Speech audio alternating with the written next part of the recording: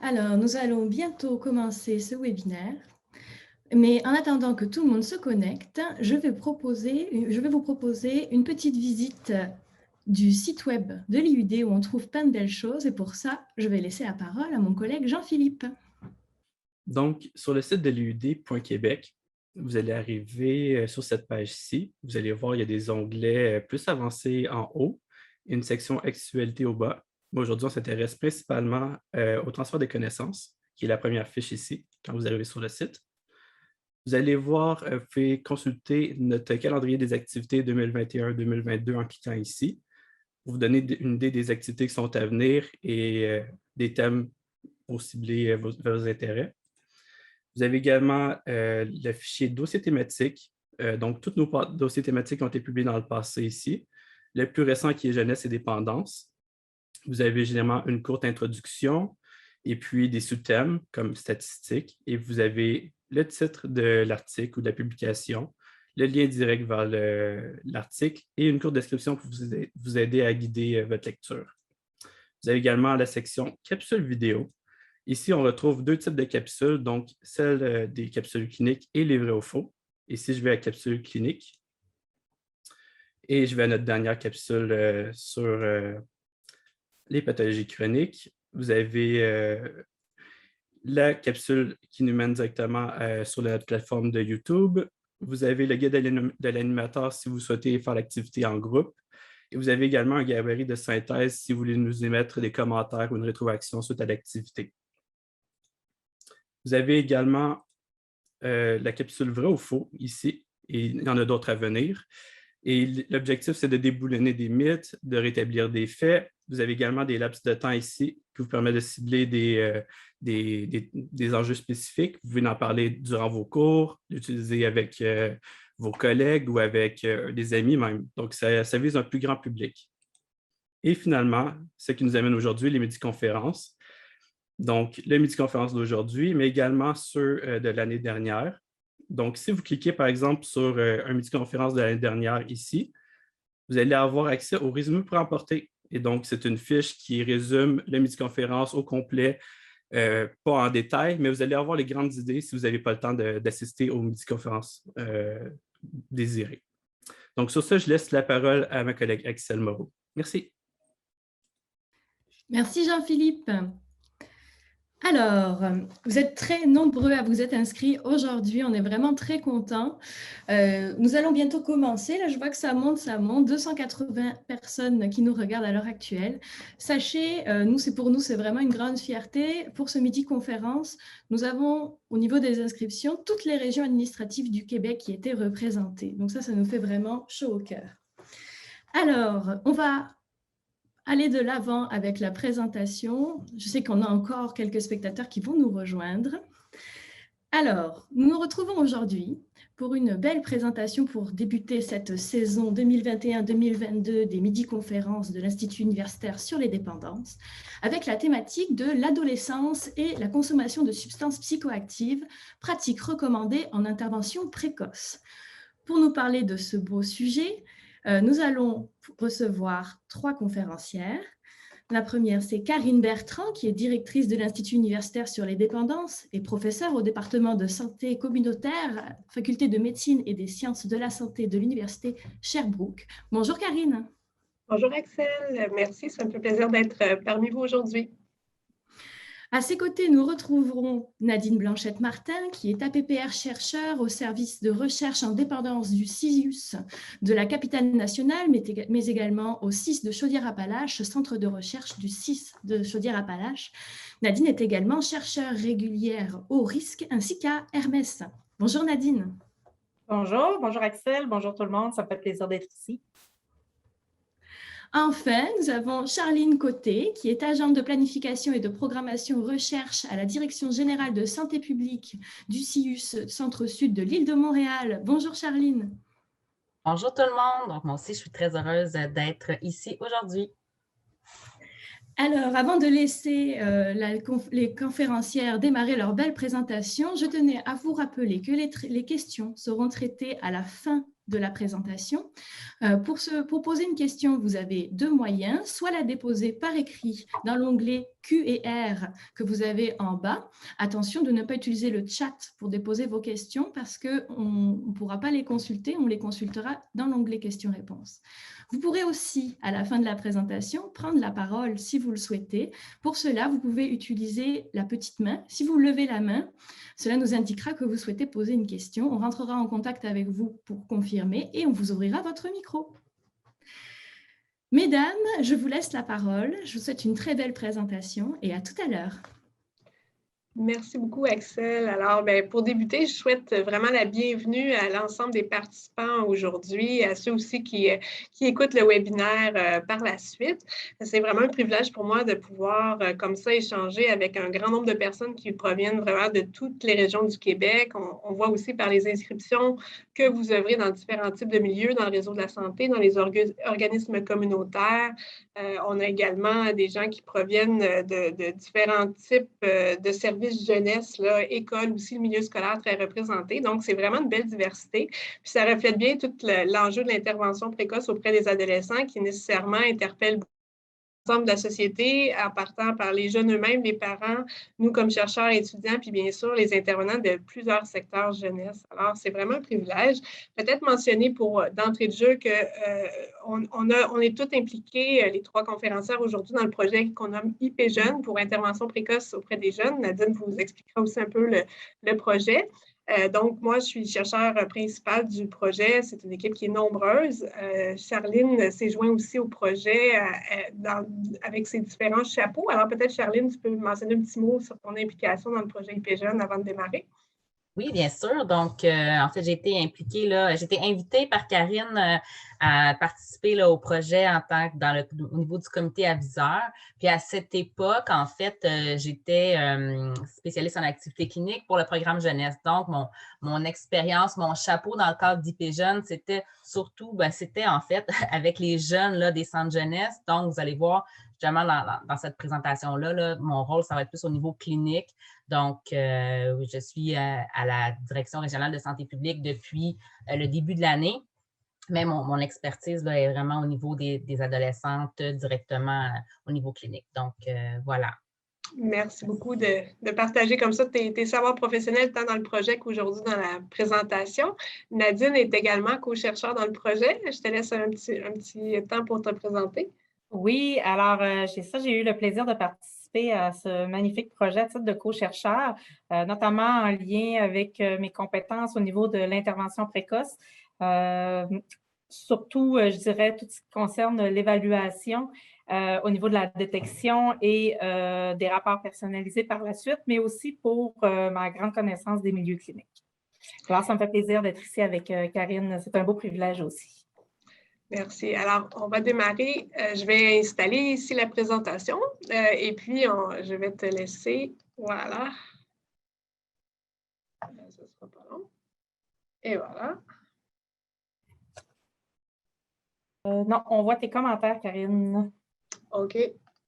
Alors, est-ce que c'est bon? Oui, c'est bon. Super. Alors, Nadine, je vais donc te laisser enchaîner avec le plan de présentation. Oui, alors le plan de présentation aujourd'hui, c'était d'abord difficile de choisir ce qu'on voulait dire parce qu'on aurait pu vous parler pendant une heure, pas une heure, mais pendant une journée complète. Donc, on a dû restreindre. Alors aujourd'hui, ce qu'on va voir, d'abord, la mise en contexte du projet, comment s'insère le projet IP Jeunes, qu'est-ce qu'on a fait, l'équipe et tout ça. Ensuite, on va avoir une illustration à l'aide d'un cas clinique qui nous accompagnera tout au long de la présentation qui sera un exemple concret, dans le fond, qui va aller avec tout ce qu'on va vous présenter. Ensuite, on va vous parler de comment rejoindre les jeunes qui consomment des substances, comment offrir une rétroaction aux adolescents sur leur consommation, quelles sont les options d'intervention auprès des adolescents, et on terminera en notre conclusion par le volet plus d'applicabilité des pratiques recommandées en intervention précoce et des perspectives futures. Le projet IP Jeunes, comme disait Karine, vise le développement d'un guide des pratiques en intervention précoce en dépendance basée sur la littérature scientifique et les opinions d'experts applicables au contexte québécois et adaptées aux besoins des jeunes de 12 à 25 ans. Le projet cible les jeunes, les adolescents qui consomment des substances, l'utilisation des écrans aussi et les jeux de hasard et d'argent. Pour la présentation aujourd'hui, on a décidé de cibler seulement la consommation de substances psychoactives, donc alcool, cannabis, toute autre substance. Et on s'est concentré aussi sur les jeunes de 12 à 17 ans. Là. On va vers les jeunes, les mineurs. Si vous désirez avoir accès au projet, vous pouvez, pour en savoir davantage, vous pouvez cliquer sur le lien. Je crois que la présentation, vous allez pouvoir y avoir accès sur le site de l'IUD en PDF et en cliquant directement dessus sur le lien là, pour en savoir plus, IP Jeunes, vous allez pouvoir avoir accès aux informations complémentaires. Ici, rapidement, un projet ne se fait jamais seul, donc il se fait toujours avec une très grande équipe. Vous voyez, on a Karine, tous les co-chercheurs de l'équipe, on a une coordination qui a été extraordinaire par Jessica Soucy, tout plein d'assistants qui ont travaillé, de professionnels qui ont travaillé comme l'équipe de recherche. Et on voit du côté vert l'ensemble de nos partenaires des milieux cliniques qui ont été impliqués dans le comité consultatif dans lequel était Charline. Et qui était essentiel à un projet comme celui-ci. Merci beaucoup, Nadine. Alors, avant de débuter, on s'est dit que ce serait important de revenir un peu sur les concepts, les termes, pour bien être certain qu'on parle des mêmes choses. Donc, l'intervention précoce, d'abord, c'est quoi? Parfois, quand on parle d'intervention précoce, dépendamment des publics, on peut penser qu'on s'intéresse, par exemple, à la grossesse et aux femmes enceintes, dépendamment de notre contexte de travail. Donc là, on est vraiment dans le domaine des dépendances auprès des jeunes. Donc, d'abord, il faut nommer que ça s'inscrit dans un continuum d'intervention en dépendance. Quand on parle d'intervention précoce, on cible vraiment des jeunes qui sont à risque de développer des conséquences néfastes ou une consommation problématique de substances. Puis on vise à intervenir vraiment précocement, justement, pour soit prévenir une aggravation, une escalade ou encore prévenir qu'il y ait une consommation à risque qui s'installe. Alors, si on regarde comment ça s'inscrit dans le continuum, on a bien sûr la prévention universelle, les interventions populationnelles, que ce soit les lois, les règlements, mais aussi toutes les initiatives, par exemple, dans les écoles, si on pense à l'école en santé. Ce qui est important aussi dans cette figure-là, c'est de voir que les boîtes, ça s'emboîte les unes aux autres, c'est-à-dire que l'intervention précoce, ça s'installe, par exemple, ça doit être relié aux efforts de prévention universelle. Si on prend, par exemple, toujours l'exemple de l'école, on va souhaiter, par des initiatives de prévention universelle, parfois on va pouvoir repérer des jeunes qui pourraient avoir plutôt besoin d'une intervention précoce. Donc, c'est important de réfléchir notre offre de services en intervention précoce dans notre environnement plus large, qui inclut donc les initiatives en prévention universelle, mais qui inclut également le carré en jaune, le traitement qui est plus spécialisé. Donc, évidemment, lorsqu'on cible des jeunes parce qu'ils ont une consommation à risque, ils commencent à vivre certains indicateurs, mais parfois, par exemple, à travers un lien de confiance qui s'établit, on réalise peut-être que la problématique est plus grave que l'on croyait au départ. C'est important aussi de bien connaître les ressources spécialisées, de travailler en collaboration avec eux et parfois d'accompagner un jeune lorsqu'il se sent prêt vers un niveau de service qui est plus spécialisé pour ce type de problème plus important. Donc, c'est important dans cette figure-là de saisir que c'est des boîtes qui s'emboîtent, qu'on a un continuum et qu'il faut réfléchir nos interventions dans cet écosystème-là, si on veut. De façon plus précise, dans la boîte du milieu, on voyait qu'il y avait différents termes. On a la question de la prévention sélective et de la prévention indiquée, qu'on va regrouper parfois en disant que c'est de la prévention ciblée. Donc, qu'est-ce qu'on parle? Quand on entend la prévention sélective, on parle des jeunes qui, soit par exemple, ne consomment pas du tout, mais qui peuvent présenter des facteurs de vulnérabilité les rendant à risque de développer des conséquences liées à leur consommation. Par exemple, si on travaille dans des services en santé mentale, un jeune peut ne pas s'être initié à la consommation, mais on pourrait vouloir avoir des initiatives ciblées pour prévenir, parce qu'on sait que c'est un facteur de risque important, ou est-ce que, par exemple, avoir un trouble anxieux peut nous placer à risque de développer un usage de substances psychoactives, par exemple, pour s'aider à dormir, qui pourrait nous placer à risque de vivre des conséquences. Donc, on va être dans le registre de la prévention sélective et donc, ça peut être aussi un jeune qui consomme, mais qui n'a pas nécessairement commencé à expérimenter non plus des conséquences, donc qui se trouve à faible risque, mais qui a d'autres facteurs de vulnérabilité par rapport à son environnement familial, par rapport à des problèmes associés, par exemple. Si on parle de la prévention indiquée, parfois, pour plusieurs d'entre vous connaissez le DEPADO, on pourrait dire que c'est les feux jaunes, donc des jeunes qui ont commencé à vraiment vivre des conséquences liées à leur consommation, mais sans que ce soit nécessairement un diagnostic de dépendance ou un niveau problématique qui nécessite des soins spécialisés. Alors là, on va parler de prévention indiquée. Donc, le guide s'intéresse à la fois à la prévention sélective et indiquée de façon spécifique. On s'est vraiment centré sur ce volet-là de l'intervention qui est un besoin important qui a été identifié tant par le ministère de la Santé et des Services sociaux là, qui souhaitait mettre de l'avant le déploiement de ce type d'action-là que par nos partenaires des milieux de pratique. L'autre, le troisième bloc, c'est celle qui fait le pont entre nos deux boîtes qu'on a vues précédemment, c'est-à-dire que lorsqu'on parle d'intervention précoce, on parle aussi de détection, intervention brève et accompagnement vers des services spécialisés. Parfois, on utilise l'acronyme SBIRT, donc Screening, Brief Intervention, Referral to Treatment. Il y a toute une littérature aussi sur ces approches-là. Donc, comment est-ce qu'on peut, une fois qu'on a identifié un jeune à risque, puis éventuellement peut-être identifier que finalement il y a une consommation problématique, comment on peut accompagner efficacement vers le bon niveau de soins ce jeune-là. Donc, c'est aussi un volet qui nous intéresse dans la présentation aujourd'hui et dans le guide. Alors, comment a été développé le guide? On a un volet document, on a plusieurs éléments. Le guide, on voulait à la fois s'appuyer sur des pratiques probantes. Donc, on a un volet de revue documentaire. Donc, on a fait une revue systématique spécifiquement de ce qu'on appelle des essais contrôlés randomisés là, avec une attribution au hasard pour voir quel est le niveau d'efficacité qui est documenté rigoureusement par des études, quels sont ces modèles probants. Ça, c'était une partie. On a aussi vu plus largement la littérature parce que parfois, on a une limite sur la littérature qui est disponible, puis il faut aussi élargir. On s'est intéressé aussi au consensus d'experts. Donc, on a travaillé avec des entrevues, des groupes de discussion avec des intervenants des milieux de pratique, avec des jeunes eux-mêmes et des parents. Et on a également travaillé avec un comité aviseur composé de gens des différents milieux jeunesse pour réfléchir les résultats et puis réfléchir toutes les étapes de la recherche, puis aussi pour participer avec des experts identifiés par leurs pairs sur le plan d'intervention jeunesse à une méthode Delphi, qui est une méthode de consensus, où on peut évaluer les recommandations qui seront produites dans ce guide-là, dire c'est quoi le niveau d'importance d'accord par rapport à ces recommandations-là. Et c'est en combinant tous ces éléments-là qui nous ont mené finalement à identifier quelques recommandations à la fin qui soient non seulement basées sur les données probantes, mais qui fassent l'objet d'un consensus et qui soient applicables également au contexte québécois. Aujourd'hui, on va tenter d'illustrer certains des constats, particulièrement à partir d'un cas clinique réel inspiré, en fait, de la réalité. C'est donc Charline qui va prendre la suite et qui va nous tenter d'illustrer les constats que cette démarche-là nous a menés à partir d'un cas concret inspiré notamment de son historique de pratique. Charline, je te laisse la parole.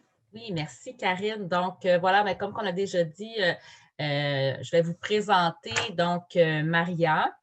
Alors, Maria, tu peux peut-être changer la diapo, Karine. Les gens vont pouvoir avoir le visuel aussi. Donc, comme je disais un petit peu plus tôt, j'ai travaillé plus de 20 ans là, dans les centres jeunesse et la grande majeure de mon expérience était avec les adolescentes. Donc, Maria, malgré que c'est un cas très fictif, est inspirée de nombreuses adolescentes que j'ai rencontrées dans ma carrière. Donc, c'est vraiment une inspiration de tous ces cas-là. Donc, Maria, d'ailleurs, je voudrais juste souligner que dans le chat, on vous a mis un lien pour pouvoir vous référer un petit peu plus loin. Là, on va avoir le DEPADO. Donc, Maria va passer un DEPADO, vous allez voir un petit peu plus loin. Donc, le DEPADO, vous pouvez avoir accès là, dans le chat, vous avez le lien pour le visionner. Donc, Maria est référée à l'intervenante de l'école par son enseignante de 5e secondaire. Donc, elle s'est endormie en classe, ça arrive de plus en plus fréquemment. Donc, elle accumule les absences non motivées et son enseignante est préoccupée par ces changements. Donc, c'est nouveau chez Maria. Elle n'est pas vraiment connue des intervenants à part l'infirmière qu'elle a consultée à quelques reprises. C'est une jeune qui est généralement discrète, elle s'adresse peu aux adultes, elle ne présente pas de problème de comportement, ce qui fait qu'elle n'a jamais vraiment eu affaire aux intervenants de l'école. Elle est toujours un peu passée inaperçue et elle a toujours eu des notes au-dessus de la moyenne, sauf cette année, c'est plus difficile pour elle.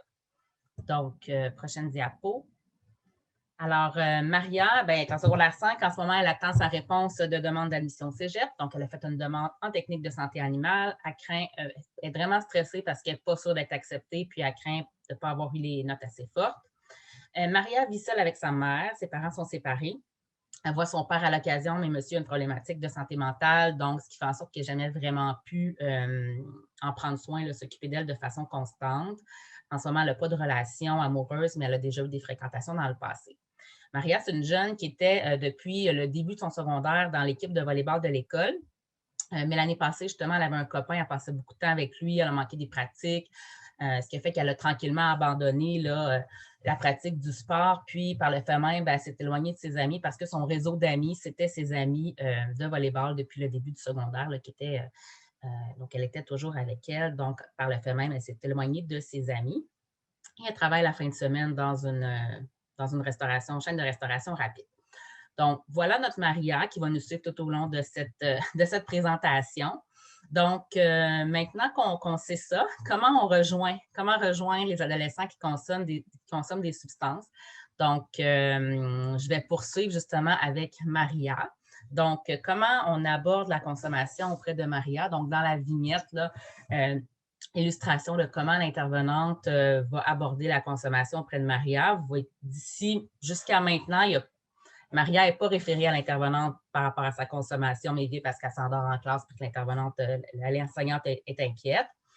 Donc, c'est sûr que la première rencontre, ça va être de créer l'alliance, aborder les raisons qui l'amènent dans le bureau. Donc, qu'est-ce qui amène Maria dans le bureau de l'intervenante? C'est sa difficulté à dormir. Donc, elle nomme à l'intervenante qu'elle s'endort en classe parce qu'elle a de la difficulté à dormir, parce qu'elle est anxieuse de ne pas être acceptée au cégep, et aussi, elle ouvre qu'elle a des conflits avec sa mère en ce moment.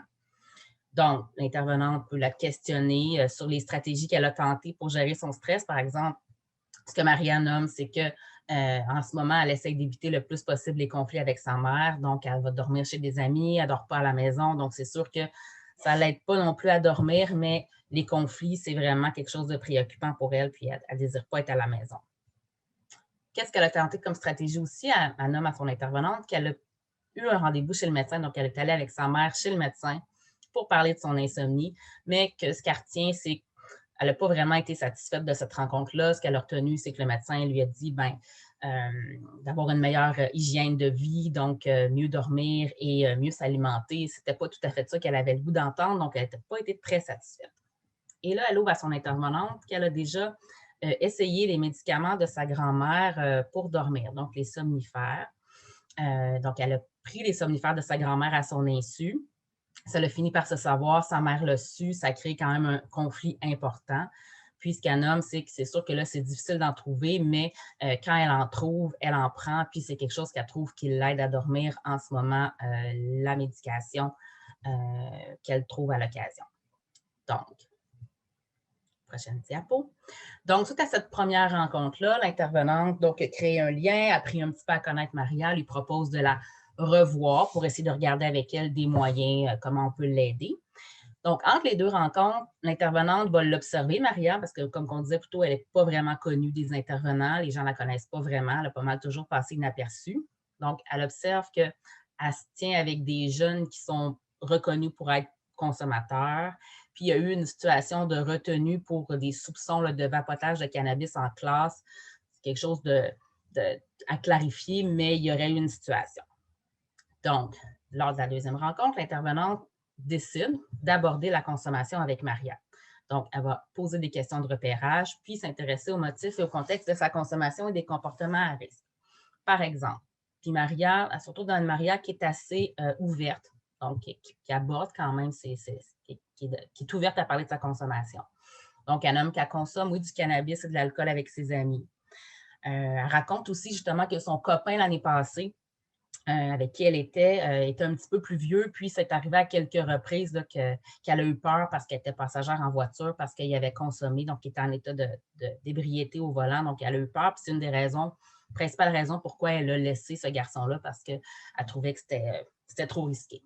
Elle consomme en cachette des somnifères à l'occasion.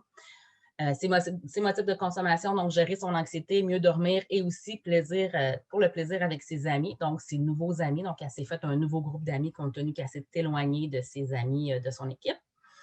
Et aussi, un des autres aspects importants, c'est que sa mère s'inquiète de sa consommation, ce qui amène des conflits. Donc, tout ça, là, dans cette rencontre-là, son objectif, c'est vraiment d'identifier c'est quoi les préoccupations de Maria, puis pour par la suite avoir en tête comment on peut guider les cibles, les choix de cibles d'intervention. Donc, je vais laisser la parole à mes collègues pour la suite. Puis, je reviens un petit peu plus tard avec Maria. C'est bon, merci Charline. Alors, comment concrètement dans notre travail, dans notre quotidien, arriver à identifier les jeunes qui ont une consommation qui est à risque? Comment identifier les jeunes qu'on voudrait aller chercher pour pouvoir intervenir auprès d'eux? Donc, on doit, il y a les comportements à risque. D'abord, les comportements à risque qui sont au centre de tout ça. Il y en a de nombreux ici. On en a identifié quelques-uns, entre autres avec la conduite automobile ou les pratiques sexuelles à risque qu'on voit souvent chez nos adolescents, de la consommation excessive d'alcool lors de parties qui sont rapportées ou consommations de plusieurs substances, le vapotage, le tabac, les comportements délinquants et bien d'autres. Ce n'est pas une liste exhaustive, mais c'est quand même des comportements qui nous donnent des indicateurs pour dire je pense qu'on pourrait aller plus loin dans l'évaluation. Ce qui est important de retenir, c'est que quand on veut rejoindre ces ados-là qui ont une problématique ou qui pourraient avoir une problématique, ça peut se faire de plusieurs façons. Ça peut se faire d'abord en observant des comportements comme ça, en observant, en écoutant avec les yeux, avec les oreilles, en entendant des histoires qui peuvent, ou en voyant tout simplement certains comportements. On n'a pas parlé ici tantôt Karine faisait le lien avec la santé mentale, mais c'est ça aussi. Des fois, il y a des éléments de santé mentale qui nous apparaissent et qui nous disent « on devrait peut-être aller voir un peu plus loin ». Il me semble qu'il y a quelque chose en arrière de ça. Fait qu'il y a l'observation. Et on peut aussi partir de ce que le jeune nous nomme lui-même, de parler des difficultés qu'il nous nomme. Des fois, les difficultés vont être nommées qui ne seront pas directement liées à la consommation, mais c'est d'autres événements de vie qui vont faire en sorte que, peut-être qu'on pourrait aller plus loin, puis on pourrait aller investiguer la consommation. Et un autre élément qui est très important, c'est l'entourage de ces jeunes-là. L'entourage étant les amis, les pairs, PAIRS, la famille, parfois qui vont parler aussi, ça va venir jusqu'à nous, ou encore les professeurs ou toute autre personne autour aussi qui peuvent se préoccuper, qui voient qu'il y a un changement de comportement ou d'habitude, donc qui pourrait donner des indications sur le fait qu'on désire aller plus loin. Ici, on a fait le lien avec les recommandations du guide, 2 recommandations. La première recommandation avec laquelle on a fait le lien est d'appuyer l'intervention précoce sur l'approche de réduction des méfaits. Donc, c'est une recommandation qu'on a fait dans le guide. Et la deuxième, c'est d'identifier et de prendre en considération les comportements à risque associés à la consommation de substances psychoactives. Je pense que tu peux tourner, Karine, s'il te plaît. Nos fameux facteurs de risque, facteurs de protection, l'idée ici n'était pas de vous, parce que tout le monde connaît les facteurs de risque, les facteurs de protection, mais ceci dit, quand on est en intervention précoce, quand on est en repérage de jeunes qui pourraient avoir des difficultés, il faut quand même toujours les garder en tête. Il faut se rappeler, nos facteurs de risque, ils augmentent la probabilité d'être pris avec une problématique, et alors que nos facteurs de protection réduisent. Puis ces facteurs-là, que ce soit de risque ou de protection, il va falloir les utiliser tout au long du repérage jusqu'à notre intervention aussi par la suite. Alors, Karine, je te laisse la parole.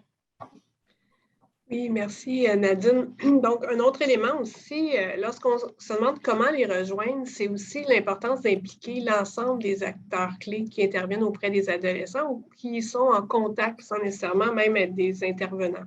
Donc, la figure que vous voyez là, c'est une figure qu'on va parfois présenter pour illustrer le principe du no wrong door, que peut-être certains connaissent, qui veut dire en fait chaque porte, des fois on va traduire ça comme le principe de chaque porte est la bonne, par exemple.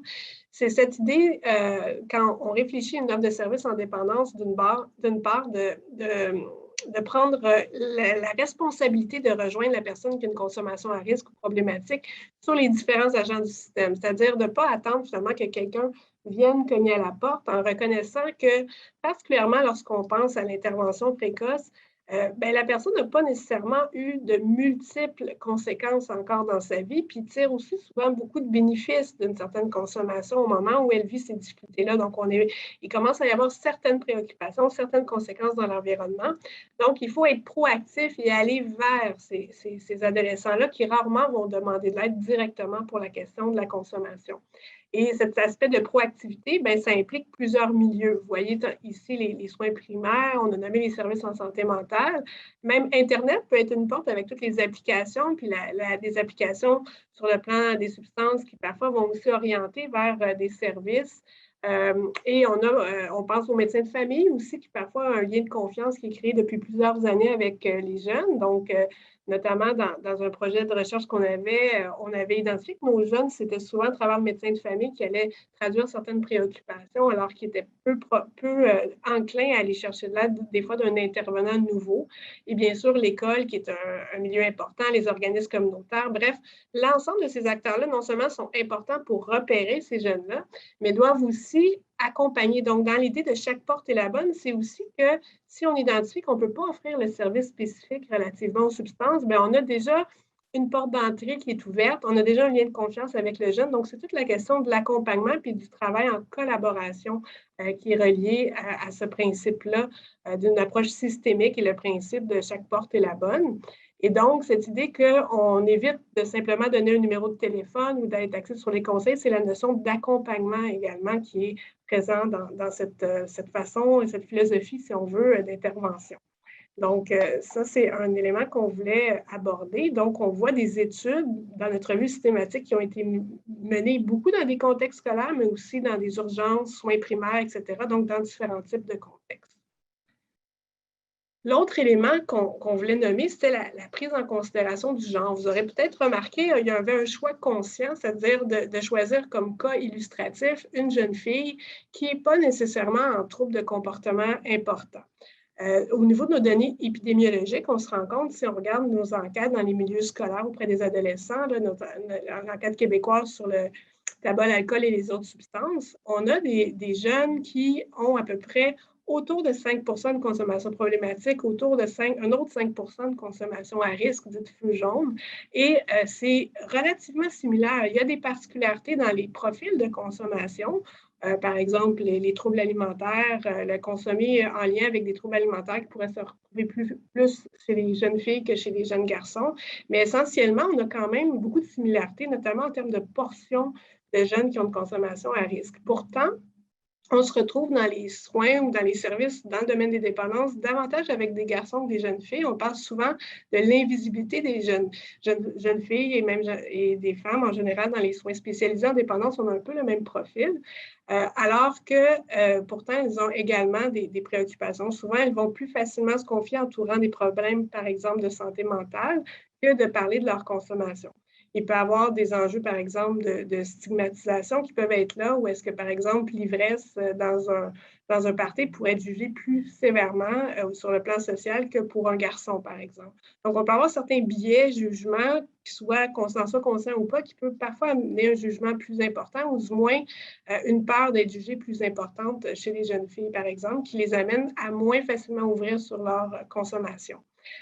Donc, quand on parle d'adapter notre intervention précoce auprès des jeunes filles, c'est aussi adapter nos stratégies pour les rejoindre dont on parle et d'aller vraiment au-delà du trouble de comportement qui est important. C'est certain qu'un jeune, par exemple, qui est pris pour la vente de cannabis ou avec le cannabis, avec des troubles de comportement à l'école, souvent on va parler de ces facteurs-là qui sont importants, de voir le besoin d'aide au-delà du trouble de comportement.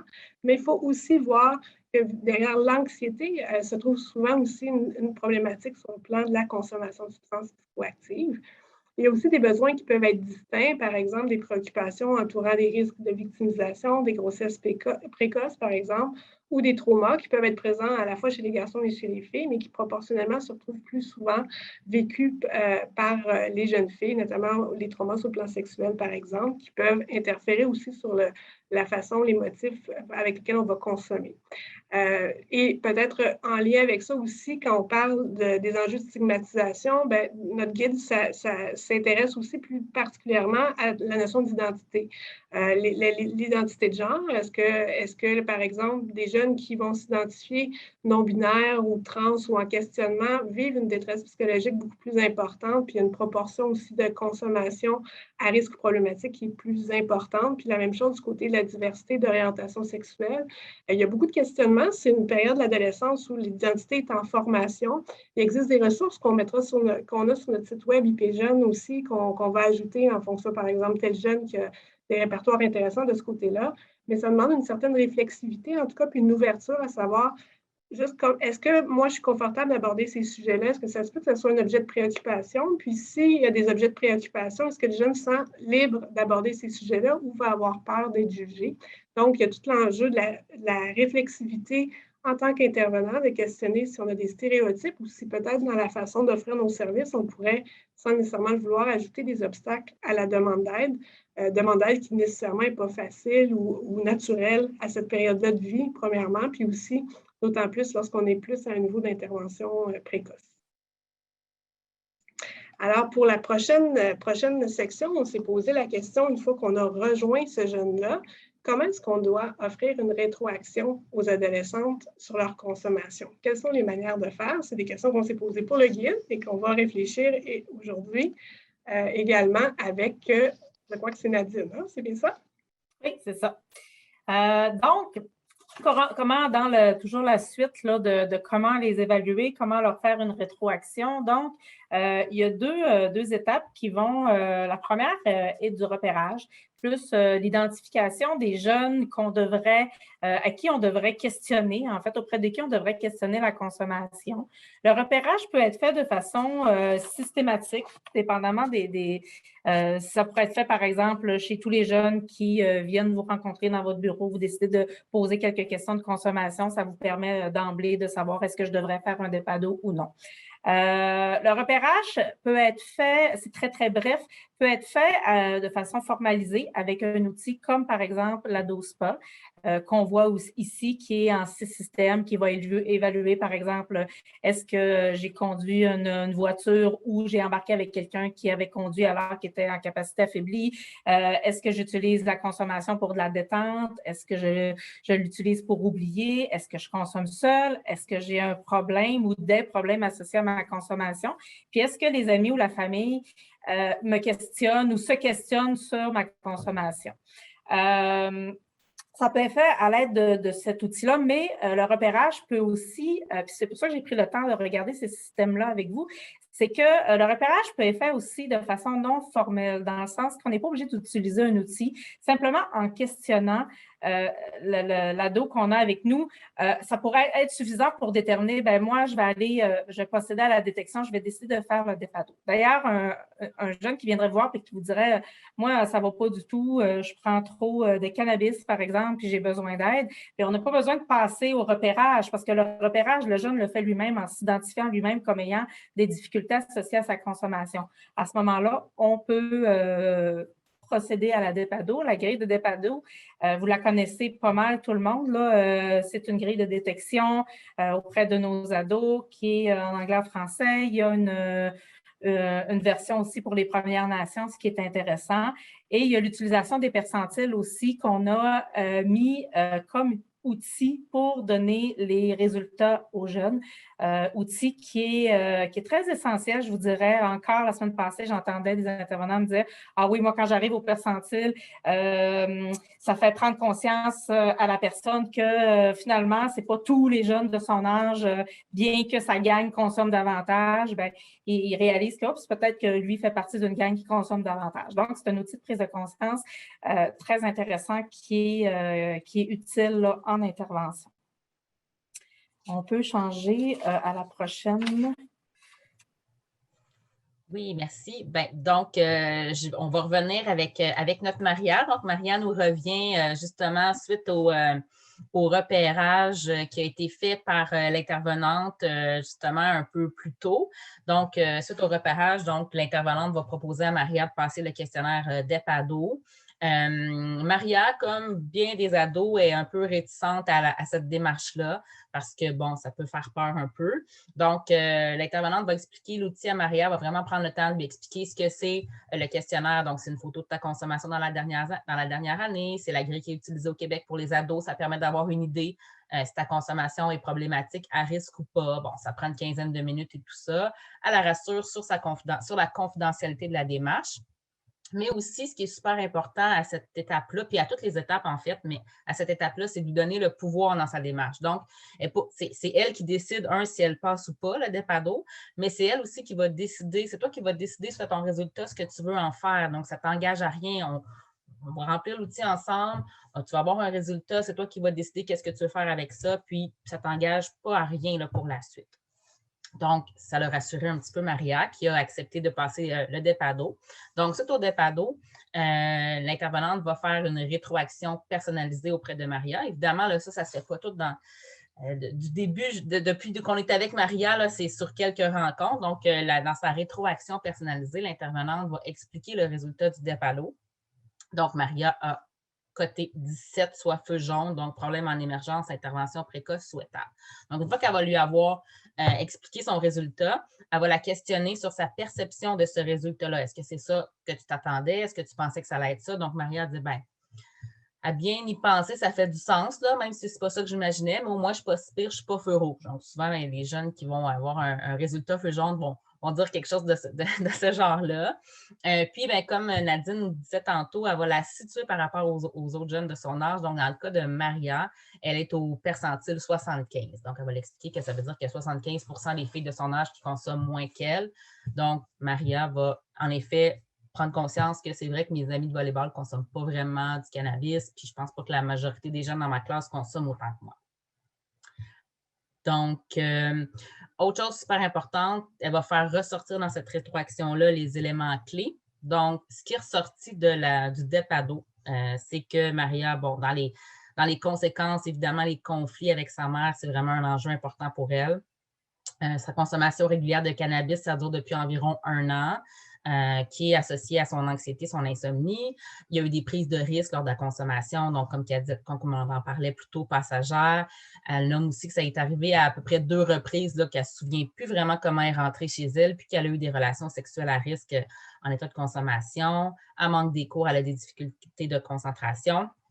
Mais aussi, l'intervenante va aussi faire ressortir les facteurs de protection, comme par exemple, qu'elle se rend compte que Maria est capable de mettre ses limites parce qu'elle a mis fin à sa relation avec son copain qui conduisait en état d'ébriété.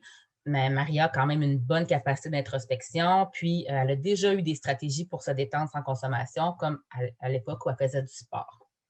Puis avoir regardé avec elle un peu ses motifs de consommation. Donc, dans la rencontre de rétroaction, c'est ça les éléments qu'elle va ressortir avec Maria. Donc, je vais laisser la parole à Nadine, je crois. Oui, plutôt à moi. À Karine, désolée. Merci beaucoup, Charline.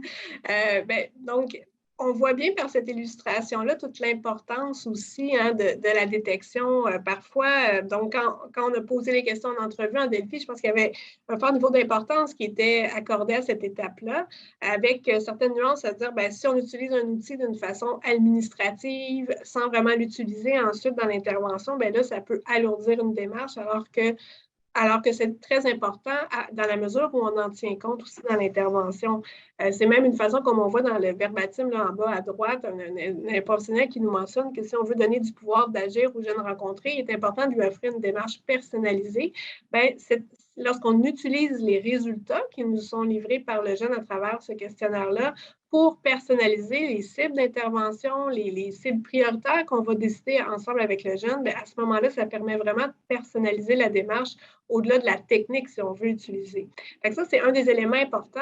Lorsqu'on parle donc de rétroaction personnalisée, l'autre élément que je voulais amener, c'est aussi que c'est en soi une composante qui est associée à une efficacité. Quand on regarde la littérature scientifique, il y a des modèles qui sont aussi brefs qu'une seule rencontre, parce que parfois, c'est tout ce que le jeune veut, parce qu'on se rappelle qu'on est en intervention précoce, où le jeune parfois ne va pas être intéressé à une démarche en plusieurs rencontres, mais quand même disposé à recevoir une rétroaction, puis comme on l'a vu dans la vignette, à pouvoir peut-être dialoguer, surtout autour de cette rétroaction-là, mais cette intervention-là qui consiste à donner un feedback, puis à dialoguer autour de ce que ça évoque chez le jeune, d'une façon qui est motivationnelle, là, typiquement, ben ça, en soi, c'est associé à une efficacité en termes de prévention, en termes de réduction du risque lié à la consommation.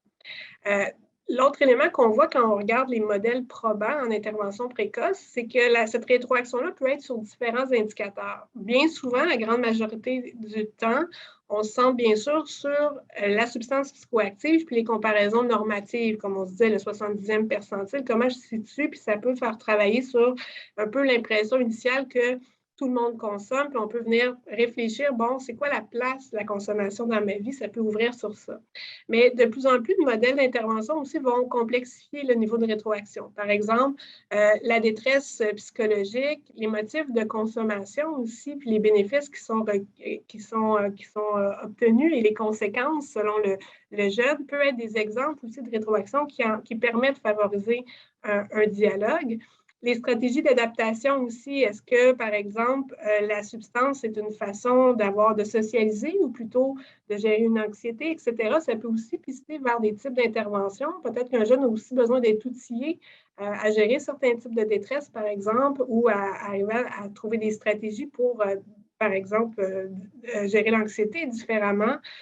Donc, c'est tous des éléments aussi qui permettent d'ouvrir un dialogue puis de peut-être préciser, selon ce qui préoccupe vraiment le jeune, comment on devrait prioriser l'intervention. Donc, l'autre élément, c'est donc que ça permet d'impliquer et de mobiliser le jeune parce que pour le jeune, ce qui est vraiment important, c'est peut-être que ce n'est pas ce qui, nous, au premier abord, nous a paru très important. Peut-être que comme si on est intervenant scolaire, on peut être préoccupé sur les impacts, par exemple, sur les résultats scolaires de Maria, mais peut-être ce qui, Maria, la mobilise beaucoup, c'est son anxiété, les conflits avec sa mère. Donc, qu'est-ce qui, pour elle, vient lui parler beaucoup puis lui permet de se mobiliser? Et donc, ça permet aussi une meilleure compréhension de la consommation. Puis ça aussi, en soi, c'est un résultat, permettre aux jeunes d'avoir une prise sur la place que la consommation dans sa vie, puis lui permettre de visualiser certaines pistes d'intervention pour se sentir en maîtrise de sa vie, en maîtrise de sa consommation notamment. Donc, l'autre élément aussi, bon, je le nommais un peu le professionnel qui nous dit utiliser les outils de détection comme moyen d'accompagnement. C'est donc une façon, parmi d'autres, de pouvoir soutenir le jeune dans sa recherche de sens, parfois, qui est présente également, et puis de pouvoir aussi prioriser qu'est-ce qui fait sens pour le jeune, quels sont les types de cibles, quels sont les besoins du jeune, qu'est-ce qu'il souhaite retirer. Est-ce qu'au-delà d'une première rencontre où je reçois la rétroaction, j'aimerais avoir une deuxième rencontre, être accompagnée, ou est-ce que peut-être que cette rétroaction-là me met en contact avec des désirs, avec des ressources que j'ai déjà, puis ça me mobilise vers peut-être différentes actions qui peuvent être faites avec l'aide ou pas de l'intervention. Puis là-dedans, je mets en lumière le fait que la longueur des interventions précoces peut varier, mais on a quand même d'efficacité avec quelque chose qui est bref. Puis parfois, des jeunes vont manifester un besoin plus important. Puis il y a aussi des interventions précoces qui donnent des pistes sur comment accompagner de façon plus importante un jeune au-delà de la rétroaction. Alors, attendez un petit moment. Alors, si on regarde ici vers un accompagnement personnalisé, ça, c'est l'autre élément. C'est qu'en cours de route, tantôt, on a parlé de l'acronyme SBIT, le Screening and Brief Intervention Referral to Treatment. C'est cette idée de préparer les transitions. Donc, un élément important, c'est que dans cette rétroaction-là, parfois même, il peut y avoir des nouveaux éléments qui vont émerger, finalement, on peut se rendre compte que le jeune souvent va répondre de façon transparente quand il est rassuré par rapport à la confidentialité. Parfois, peut donner un peu plus d'informations quand il reçoit la rétroaction. Mais en tout cas, certainement, dans les interventions précoces, parfois, on identifie des jeunes qui ont une consommation plutôt problématique puis qui auraient besoin d'un niveau de service plus important, plutôt d'un traitement. Donc, on doit préparer les transitions. On doit, lorsqu'on est dans une région, savoir qui sont nos soins spécialisés, quels sont les mécanismes de référence, et puis vraiment de s'assurer d'un accompagnement dans les facteurs de succès qui fait qu'un jeune va s'engager dans une démarche plus longue lorsque le besoin est plus important. C'est aussi d'avoir une prise en charge qui est rapide. Puis c'est la qualité du lien, d'être capable de rassurer et de sécuriser le jeune. L'alliance thérapeutique est détenue par l'intervenant qui est en lien lorsqu'il donne la rétroaction. Et le fait d'avoir, il y a ce qu'on appelle parfois une chaîne de confiance, qui est un terme qu'on a utilisé lorsqu'on a écouté des parcours des personnes qui se sont fait référer. Bien, si moi, je te fais confiance, tu es l'intervenant à l'école avec qui je me suis ouvert, puis toi, tu me dis que tu connais bien un intervenant qui travaille à telle ressource, que tu as confiance dans la qualité de cette ressource-là, c'est aussi tout l'élément de transmettre cette confiance-là dans le parcours qui peut être très insécurisant. Alors, les pratiques de collaboration entre les intervenants et les différents services sont vraiment très centraux au succès de cette référence-là. Donc, je pense qu'avant même d'avoir besoin d'une ressource, dans un travail qui est important de faire, c'est vraiment de connaître, identifier, non pas juste de connaître la ressource, mais idéalement de favoriser dans nos structures des rencontres personnalisées entre intervenants qui travaillent ensemble autour du même jeune. Bien, ça va encore augmenter l'aspect personnalisé, puis la facilité avec laquelle on va pouvoir référer le jeune. C'est un travail important à faire en amont de cette référence-là pour être le plus optimal possible lorsque ça se produit. Alors justement, donc il y a cet accompagnement, mais on peut se poser, parfois on demeure au niveau d'intervention précoce. Donc, quelles sont les options d'intervention brève auprès des adolescents lorsqu'on n'a pas besoin de l'accompagner vers un soin spécialisé, mais qu'on veut l'accompagner vraiment dans le principe de l'intervention précoce. Je repasse la parole à Charline. Oui, merci Karine. Je vais faire ça rapidement parce que je veux juste souligner, Karine, qu'il est 12h50.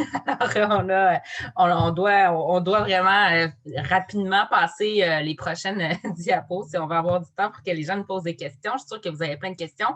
Donc, rapidement, en fait, là, les options d'intervention, c'est pour faire le lien un peu avec ce que je disais tout à l'heure, l'intervenante qui donne le pouvoir à Maria de choisir, encore, c'est la même chose au niveau des options d'intervention. Donc, suite à la DEPADO, au repérage, elle va proposer à Maria des options en lien avec, dans le fond, tout ce qui est ressorti depuis le début. Donc, est-ce qu'elle veut améliorer la relation avec sa mère? Donc, est-ce qu'elle désire impliquer sa mère? Comment elle veut impliquer sa mère et quand? Souvent, on oublie de penser à impliquer les parents, mais comme que ça semble être quelque chose d'assez central pour Maria, là, les conflits avec sa mère, ça semble l'affecter beaucoup. Donc, voilà, tout travailler sa motivation au changement en lien avec c'est quoi ses objectifs. Donc, elle va aller au cégep, elle va avoir un meilleur sommeil. L'accompagner pour son stress ou si elle n'est pas en mesure, l'intervenante, de l'accompagner puis elle n'a pas les compétences pour travailler avec elle, cette gestion de stress-là, la référer. Prochaine diapo. L'informer au niveau des avantages et inconvénients de la consommation sur l'anxiété, poursuivre ses rencontres, améliorer ses habitudes de vie. Donc, ça, c'est vraiment une liste de plusieurs options, mais dépendamment de votre contexte. Donc, là, c'est dans le contexte au niveau de l'école, l'intervenante qui va lui offrir ces options-là parce que, dépendamment de votre contexte de travail, vous pouvez offrir, vous auriez pu offrir à Maria là, plusieurs options d'intervention, puis c'est Maria qui va décider qu'est-ce qu'elle priorise puis qu'est-ce qu'elle veut travailler. Donc, voilà. Alors, je laisse la parole rapidement, parce qu'il est déjà 52. Oui, c'est ça, exactement. Bien, dans le fond, ce qui est à retenir ici, c'est que ce qui est reconnu comme étant efficace ou prometteur, c'est souvent l'utilisation de plusieurs ou d'une combinaison des approches ou des modèles avec les jeunes. On a parlé tantôt, Charline vient d'en parler avec la motivation, donc très... souvent, nos jeunes qui se présentent à nous n'ont pas toujours une reconnaissance de leur problématique ou de l'intensité de cette problématique-là. Donc, travailler vraiment leur motivation. On a 2 petits outils ici, là, qui est le frame ou encore demander, fournir, demander. On va travailler beaucoup sur le développement de compétences en intervention précoce aussi. Responsabiliser le jeune, l'amener à faire ses propres choix en fonction de qu'est-ce qu'il veut aussi, de qu'est-ce que ses désirs, mais aussi ses besoins. C'est sûr qu'il faut avoir une communication qui est efficace et crédible et qui est nuancée. Donc, il faut que ce qu'on dit aux jeunes soit réel, soit collé sur sa réalité aussi, que ça ne soit pas trop exagéré, que ça ne soit pas trop amplifié, mais qu'ils se reconnaissent dans ce qu'on lui dit. Puis évidemment, c'est ça, on va tenir compte de sa santé mentale quand on fait de l'intervention précoce en dépendance. S'il y a une problématique associée déjà présente ou qu'on sait qu'il est là, puis qu'il faudrait qu'il y ait une évaluation plus approfondie de cette situation, donc en tenir compte quand on fait l'intervention. Merci Nadine. Puis en fait, ces composantes-là se trouvent aussi dans les modèles qui ont des données probantes d'efficacité. Vous aurez des illustrations de ces modèles-là sur le site IPJeune avec les différentes composantes cliniques.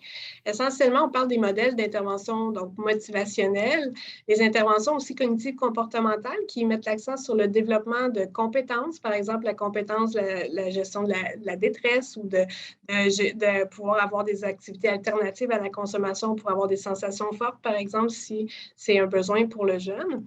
On a aussi des modèles d'intervention qui impliquent la famille, qui sont importants aussi impliqués dans l'intervention précoce. C'est vraiment les 3 types de modèles pour lesquels on a des données probantes. Puis l'autre élément aussi qui est consensuel sur le plan de la littérature, c'est de combiner les modèles. C'est ce qui est une pratique gagnante. Souvent, on a une combinaison, ça peut être des 3 ou de 2 de ces approches-là, puis des adaptés aussi, bien sûr, selon le jeune, tant en termes de cible ou en termes de durée ou de longueur. Donc, toujours cette idée qu'on est à adapter le modèle au bon jeune. Et justement, en conclusion, quand on parle de l'applicabilité des pratiques recommandées, bien, c'est certainement pas c'est pas un livre de recettes où on applique la même recette pour tous les jeunes, vous l'aurez compris. Ce que c'est des pratiques recommandées, c'est vraiment de combiner ce que la science nous dit, ce que les experts nous disent en termes de consensus. On a donc le guide de pratique, mais il faut vraiment combiner ça avec l'adolescent, notre lecture de sa famille, son contexte, ses besoins particuliers, puis aussi notre milieu de pratique, puis notre contexte d'intervention. C'est tout le processus réflexif, puis votre jugement clinique qui va orienter dans vos pratiques en termes de comment je rejoins le jeune, comment je ne le laisse pas pour compte un jeune qui est peut-être plus discret et qui souffre un peu plus en silence, comme notre cas de Maria, mais également comment ensuite je vais lui offrir une rétroaction puis lui offrir différentes options d'intervention brève pour l'accompagner selon son rythme.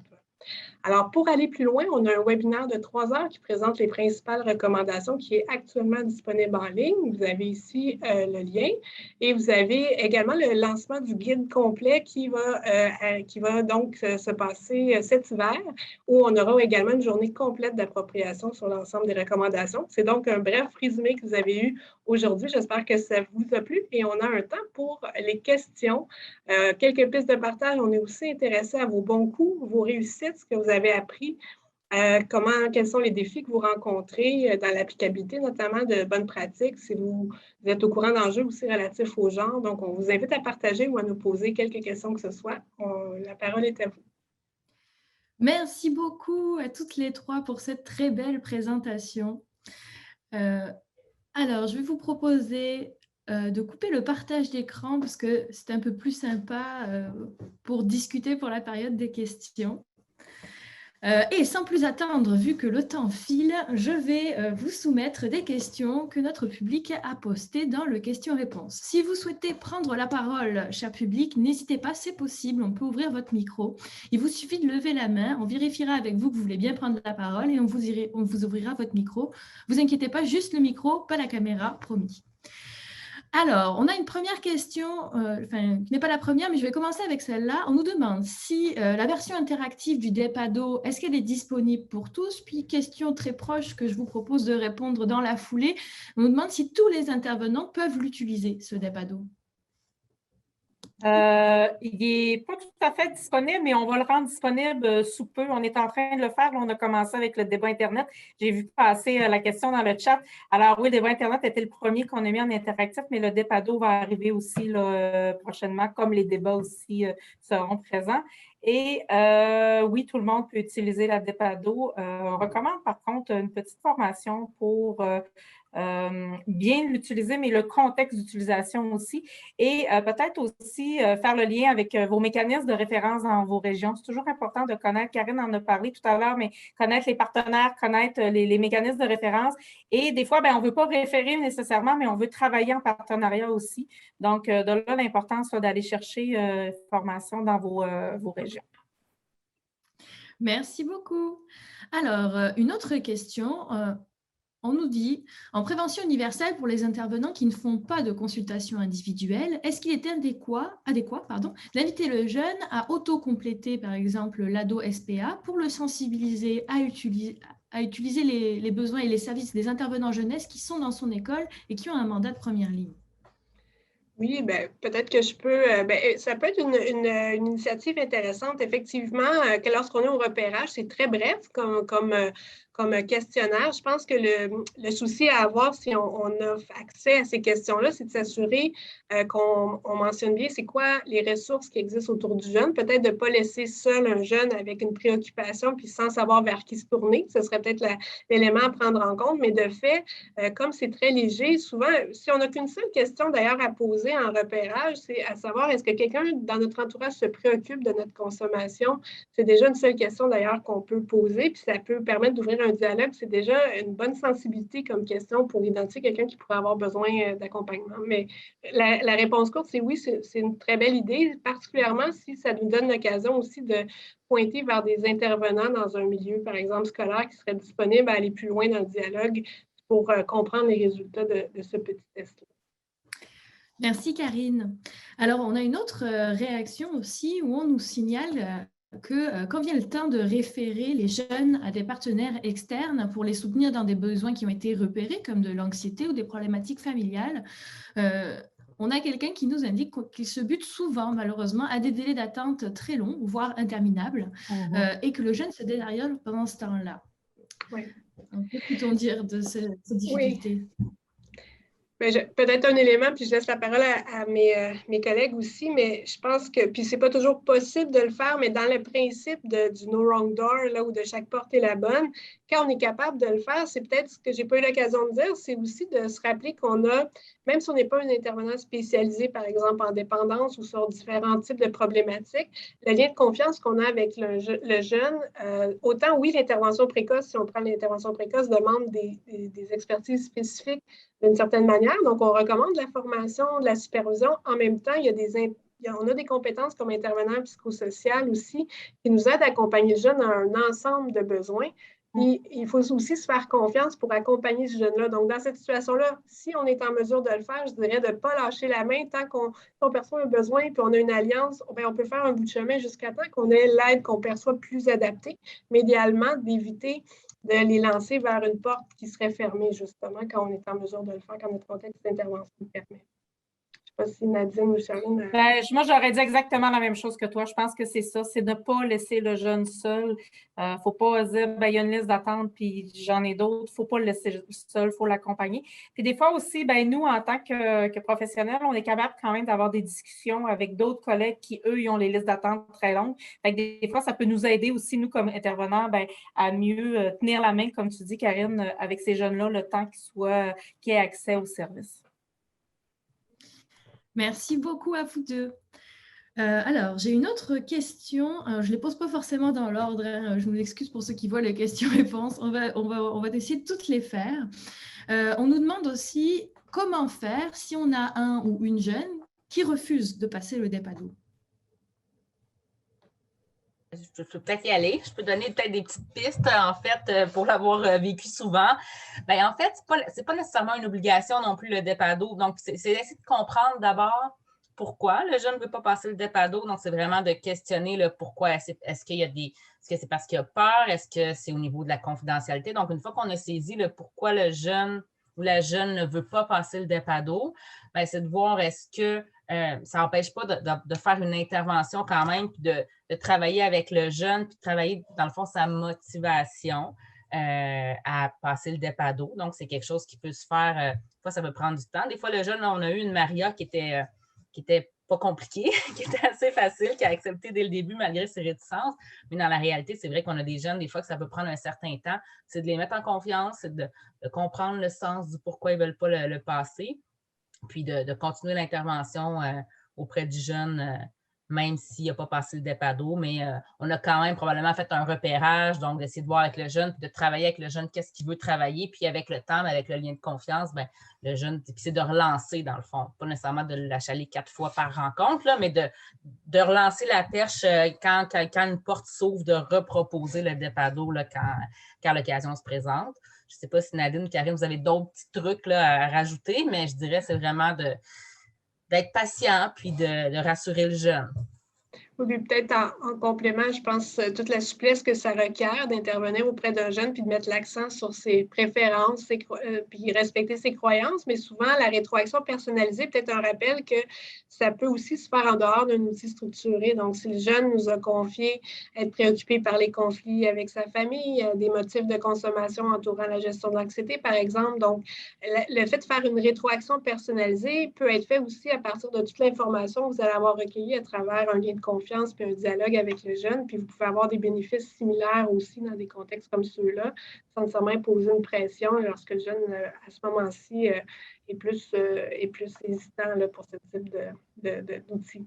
Oui, tout à fait. Puis moi, j'ajouterais même, tu sais, il faut écouter d'abord ce que le jeune nous dit, puis utiliser ce qu'il nous écoute, ce qu'on écoute, plutôt ce qu'il nous dit. Mais l'autre élément, c'est que le DEPADO, s'il y a des questions qu'on veut aller pousser, on peut les poser sans avoir un questionnaire devant nous aussi. Ça, c'est une étape qui peut être intéressante pour tout l'accompagnement en début pour le jeune qui ne veut pas qu'on lui fasse un questionnaire parce qu'il ne voudra pas de toute façon être référé. Mais si on a des éléments dans ça qu'on veut aller creuser, aller plus loin, bien, on peut lui poser les questions. On n'est pas obligé d'avoir la grille devant nous. Tout à fait, on a une question dans cette même lignée. Alors, je vous laisse soumettre, c'est que faire carrément dans le cas d'ados qui sont non volontaires, c'est-à-dire qui sont soumis à des suivis obligatoires ou qui ne sont pas motivés? Est-ce que... Vas-y, Charline, je pense que tu as beaucoup d'expérience avec ce contexte-là, notamment en centre jeunesse, n'est-ce pas? Bien, malheureusement, il n'y a pas de réponse magique à cette question-là. C'est vraiment, c'est un peu pour la même réponse que je dirais par rapport à un jeune qui ne veut pas passer le DEPADO. C'est de travailler sa motivation, d'essayer de comprendre pourquoi, comme Nadine disait, écouter, puis c'est d'être patient, puis d'y aller tranquillement, de vraiment y aller par petites étapes. Mais c'est sûr qu'on... C'est le jeune, on va travailler tranquillement sa motivation, mais au bout de la ligne, c'est quand même lui qui va décider s'il veut de l'aide ou pas. Fait que nous, on est là pour travailler, semer des petites pistes, mais il faut suivre son rythme. Donc, je dirais suivre le rythme du jeune. Oui. Voilà. Puis peut-être en complément, j'aurais envie de dire, peut-être rappeler au niveau de la recherche, ce qui peut être encourageant, c'est de se rappeler, même pour les jeunes qui ont une consommation vraiment problématique, quand on parle du traitement spécialisé, des jeunes qu'on va nommer parfois réfractaires ou qui sont non volontaires, bien, c'est des jeunes pour qui on peut avoir une efficacité des interventions et de traitements. Donc, la motivation, c'est quelque chose aussi qui est dynamique, qui évolue dans le temps, qui n'est pas statique. Parce que parfois, on a la croyance qu'on ne peut pas aider un jeune s'il ne veut pas être aidé ou qu'il ne veut pas. Donc, ça peut des fois freiner, créer des obstacles à offrir de l'aide. Puis souvent, bien, dans les approches motivationnelles ou dans les modèles probants qu'on identifie, on va mettre souvent l'accent aussi de partir de la préoccupation du jeune. Donc, ces jeunes souhaitent nous parler de toute la détresse ou la colère qu'ils peuvent vivre, par exemple, il y a des conflits familiaux, mais c'est un excellent point de départ. Puis souvent, bien, autour de ça, c'est comment on peut négocier le fait de vouloir consommer avec le fait de vouloir aussi un environnement qui est moins tendu au quotidien. Donc, en partant de la préoccupation du jeune, c'est aussi une façon parfois d'avancer en intervention avec un jeune qui ne veut pas spécifiquement aborder la consommation, mais qui veut en partant donc de ses préoccupations. Merci beaucoup, Karine. Je pourrais peut-être juste rajouter aussi, en même temps, si le jeune est dans votre bureau en ce moment, même s'il n'est pas volontaire et qu'il est obligé, il est quand même assis devant vous. Fait que c'est déjà, il faut déjà partir de ça, de dire, ben il est là quand même, je l'ai devant moi, donc il s'est quand même présenté, puis on y va par petits pas. Oui, puis je compléterai en disant, des fois, juste de dire, ben parle-moi donc de pourquoi tu ne veux pas. Hein? Des fois, c'est nous qu'on veut creuser puis on va aller vers une direction, mais on peut partir de pourquoi toi tu ne veux pas. Puis des fois, à partir de pourquoi tu ne veux pas, bien, finalement, doucement, tu entres en intervention, puis finalement, il va ouvrir de fil en aiguille. Alors, merci beaucoup pour ces réponses, vraiment. Je pense qu'elles vont beaucoup guider nos spectateurs. Alors, mais ça va bientôt être l'heure de terminer, malheureusement. Je vais finir en mixant deux questions qui nous restent. Alors, en fait, en général, ce qu'on nous fait remarquer, c'est que le DEPADO, qui est donc dans sa dernière version, il y aurait peut-être des ajustements à faire. C'est-à-dire qu'il y a des substances qu'on ne retrouve pas dedans, des questions qui semblent pertinentes à nos spectateurs de trouver et qui n'y sont pas, comme par exemple Est-ce qu'ils consomment seuls ou non? Qu'est-ce que vous en pensez? Alors, bien sûr, un outil n'est jamais parfait, mais est-ce qu'il y a des mises à jour de prévues? Est-ce que non, cette version-là va être utilisée pendant encore longtemps? Pour quelles raisons? On est en train de faire les mises à jour de la DEPADO. Donc, d'ici 2 ans maximum, on devrait sortir là, une nouvelle version. Il va y avoir des items qui risquent d'être ajoutés. On est en train de faire la révision. Fait que oui, on en est conscient qu'il manque des éléments et ça va arriver. Là, c'est juste qu'il faut prendre le temps de le faire. C'est dans le cadre d'une étude là, beaucoup plus grande sur le développement et la mise à jour de tous nos outils d'évaluation, là, du repérage jusqu'aux outils spécialisés. Merci beaucoup, Nadine. Oui, pardon. Oui, j'allais dire d'où l'importance aussi. En tout cas, on tente le plus possible d'aller chercher l'expertise aussi des intervenants dans le développement du guide parce qu'au-delà de la littérature, puis où on en est dans nos outils, souvent on apprend aussi des savoirs professionnels, puis notamment sur les types de substances. Je ne sais pas s'il y avait cet élément-là de préoccupation, mais il y a dans l'histoire de quoi on voyait les médicaments. Là, donc, souvent, on oublie de poser des questions parfois sur le mésusage des médicaments, qui est notamment un profil de consommation qui va être présent, qui parfois on échappe des fois avec nos outils ou nos questions. Fait que peut-être je voulais juste le soulever que ça fait partie notamment des pratiques à prendre en compte parfois lorsqu'on investigue l'aspect de la consommation chez les jeunes. Tout à fait. Et je peux dire que c'est des éléments qui vont être dans la prochaine évaluation. Oui, j'avais vu effectivement un commentaire, je crois, dans le chat au propos de cette question, donc des prises de médicaments prescrits, mais pas selon la prescription. Donc, ce sera ajouté à la nouvelle version. Tout à fait. Merci, mesdames, pour cette très belle présentation. Je tiens à vous dire qu'on a plein de commentaires positifs et de remerciements dans le chat qui vous sont adressés. Merci beaucoup à notre public. Vous avez été très nombreux aujourd'hui à vous inscrire et à venir participer à ce midi-conférence. On espère vous retrouver en décembre pour notre prochain midi-conférence. D'ici là, nous restons disponibles et n'hésitez pas à venir visiter le site de l'IUD. Bonne fin de journée à tous et à très bientôt. Au revoir. Merci beaucoup. À tout le monde. Merci tout le monde. Au plaisir. Bye.